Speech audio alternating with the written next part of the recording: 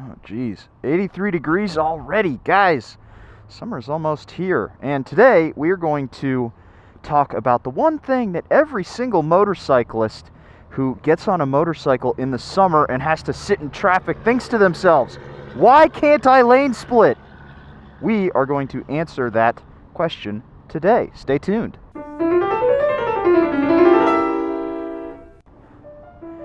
Now guys, before we get rolling, I am going to go ahead and put my phone right on the handlebars of this lovely Triumph here, and I'm going to put that on there using my Rokform phone mount. You guys know I love this Rokform mount. It's the best way I've found to hook my phone up to any motorcycle. I've got one on my personal bike. We've got this one that rotates around on all the shop bikes so that we can look at maps and so forth while we're riding. And if you want to get yourself one of these nice fancy drop tested phone cases, or one of the handlebar mounts, or a sport ring, or a belt clip, or speakers, you can get all of that down by clicking the link in the description below, going to Rokform, checking out all of the products they have, because they don't just make cases and they don't just make motorcycle phone mounts. They got a whole lot of stuff to make your phone feel as fancy as this Triumph right here. Use that code YN25 down below, get yourself 25% off your order. Now, let's get going and talk about lane splitting, shall we?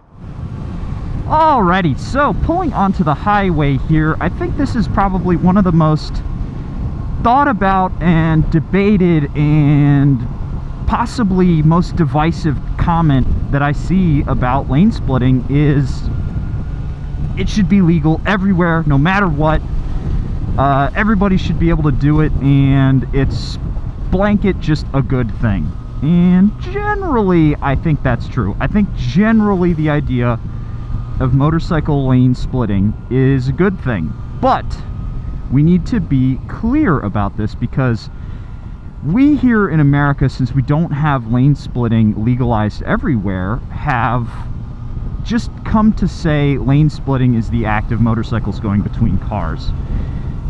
There's actually two different forms, okay? So first of all, we're going to start with lane splitting, and this is the thing that you're probably most familiar with from crazy videos of dudes doing like a $1.20 between cars. That's when you're on a motorcycle at speed here and you're running between cars in the same direction.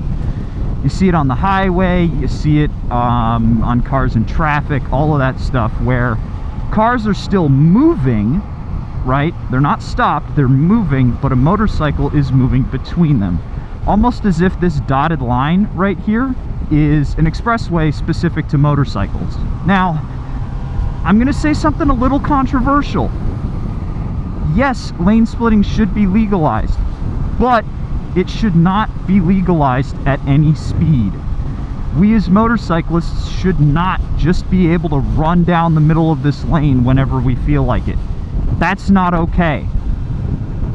Now, before I can explain why I think that, let's talk about the other type of lane splitting, which is filtering, lane filtering. This is perhaps what most people do, okay? So even if it's not legalized, chances are you get to a red light and you get fed up and you're like, no, I want to go right away. I'm sick of sitting at this red light. I've been here for 2 cycles. I'm starting to sweat. My bike's getting hot. I want to just get moving. So you cut between stopped cars and go right up to the point where you can just go right when the red light turns green. You get right up to that stop line. That is filtering. Filtering is when cars are stopped, and yes, you're using the middle lane like an expressway, but it's not in active traffic, right? Everybody's stopped. It's very controlled. Now, lane splitting is a little bit tougher for people to get behind, but I think lane filtering is the perfect place for us to start our conversation, because it is so controlled and it's so easy for everybody to do, and everyone's okay with it, and it's good for everybody involved. Now let me set a little scene for you. You're pulling up to a stoplight here in Austin, and you're a ways back, and it's 110 degrees outside, which it will be probably by next week at this point. It's getting crazy hot. And you're sick of sitting at this light, you want to go, and you filter up. Now, if you're on a motorcycle, it's really easy to do that here because our lanes are super wide. And you go nice and slow, nice and smooth. You're not going to scare anybody. You get right up to the front. Why is that good for everybody involved? So everybody being car drivers, you, and just everybody behind you as well. The reason why it's so positive is because A, motorcyclists are protected when they do that. When cars are stopped, it's really easy to watch their front wheels to see where they're going, whether or not they're switching lanes or not, because oftentimes people pre-turn the wheel, and you can anticipate what a driver is going to do so you can get past them really safely. You know just by looking whether or not to pass that car. Secondly, motorcyclists are protected from being rear-ended. Now, I actually have been rear-ended on a motorcycle. It was very insignificant, but it was still, I almost dropped the motorcycle. We were in bumper-to-bumper traffic here on 35, and some guy was on his phone, and he was idling forward in his car, and he bumped into my rear tire, and I almost dropped my motorcycle as a result of it. Usually, when you hear those stories, you hear about somebody who was on their phone coming to a red light and pancaking a motorcycle between a car and the car that was texting. That's usually how it ends up. That's usually how I see it when you go on r/motorcycles, and it's usually fatal. Now, you're protected because instead of being at the back of the line with a car barreling up behind you, you're at the front of the line with a line of cars that have airbags and roll cages and all of that stuff between you and a potential texter. And if you think I'm, you know, being a bit mean to car drivers here, I'm not. Trust me. Here in Austin, it's basically 50-50 whether somebody's driving down the road like this with their phone in their hand. It's so prevalent, especially in heavy traffic. So it's great to be able to protect motorcyclists by letting them filter up. Now, how is it good for cars? Because if you're a car driver out there and you're skeptical and you think, oh, this person just wants to cut and get ahead, it's good for you because it's one less vehicle that's in the way.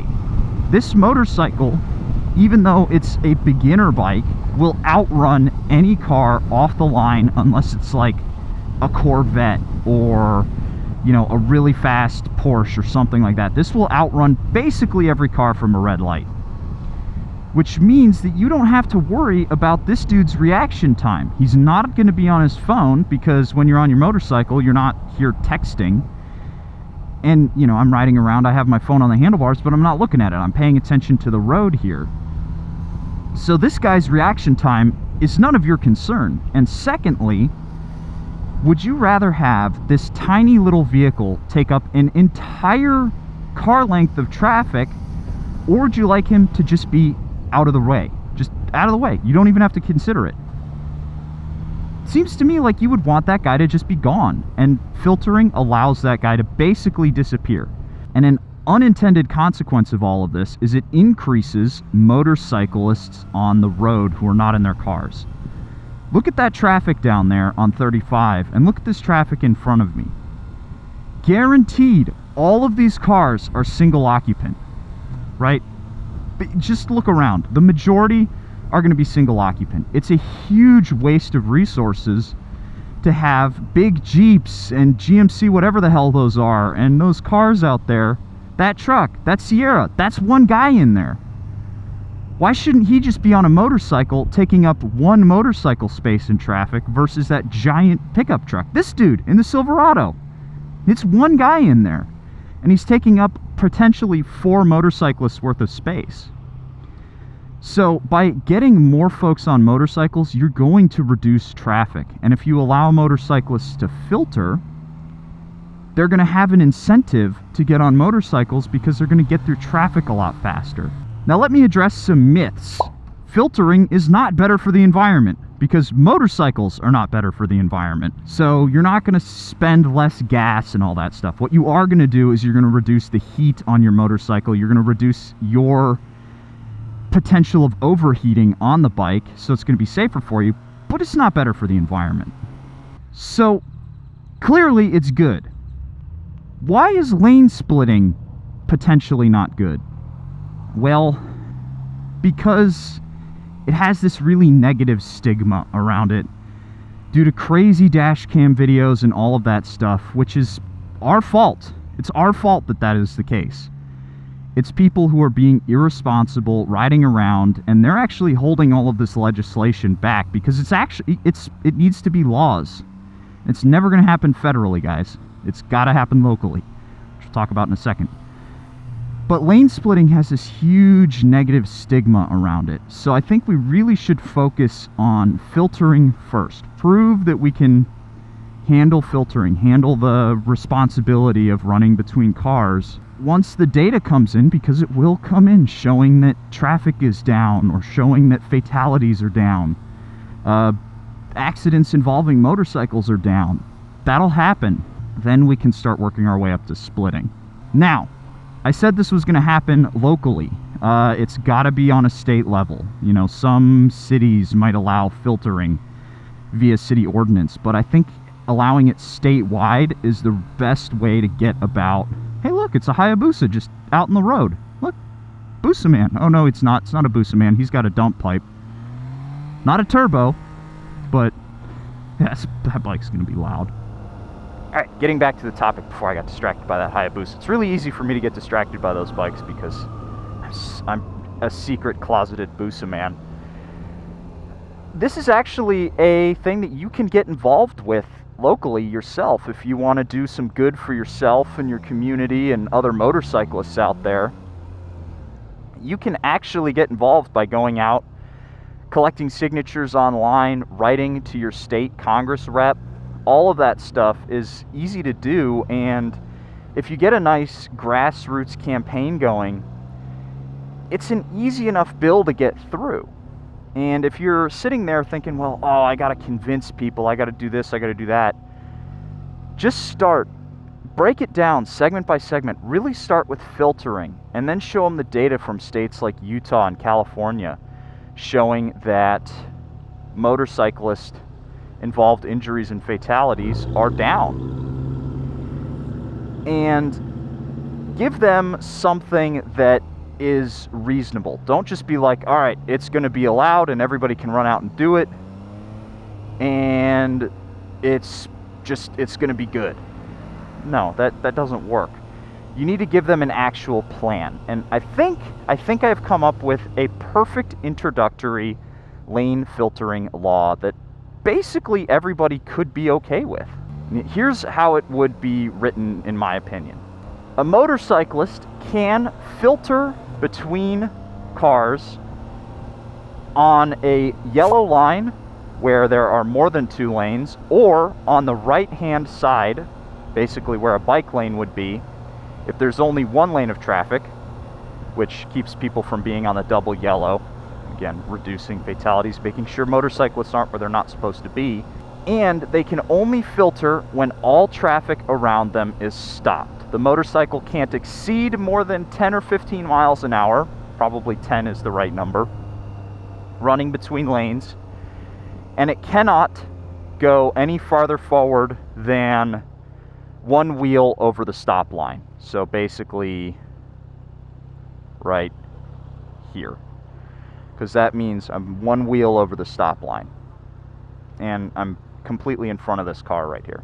From this position, a motorcyclist can accelerate once the light turns green, and if they're in the process of actively lane splitting and stop traffic becomes active traffic, they must, at their earliest opportunity, get back into that active traffic flow, which is actually really, really easy to do. Now, if that becomes a law, you're going to be able to teach that in MSF courses. You're going to be able to teach that to motorcyclists, and you'll be able to teach it to prospective drivers in driver's ed. And people are just gonna know to look for it. They're gonna know to start looking for motorcyclists and not be scared by a motorcyclist that appears right next to their car.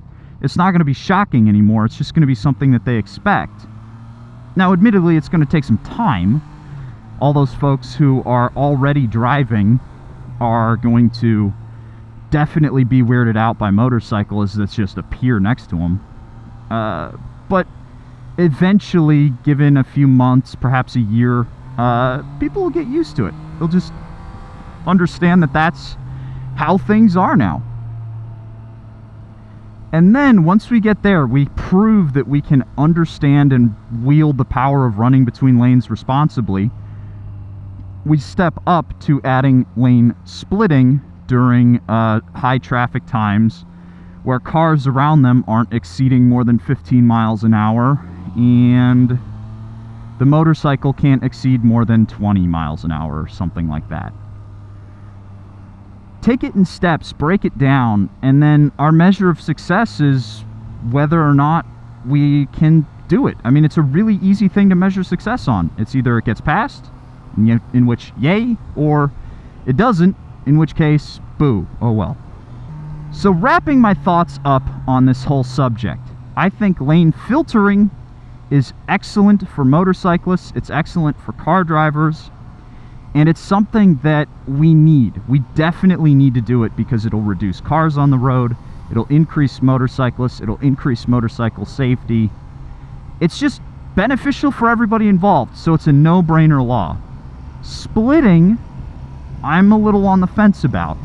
I think it can be done responsibly, but it's on us to sort of repair that negative image that people have about splitting motorcycles on YouTube at like 150 miles an hour or whatever.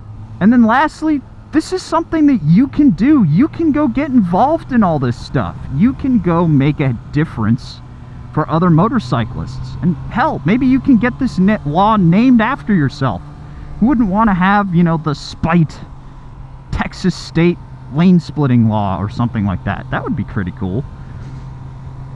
So if you want to get out there, get involved, you can go do this. Just start perusing your local subreddits and so forth. Drum up some support, get some signatures going, write some letters to your state Congress folks.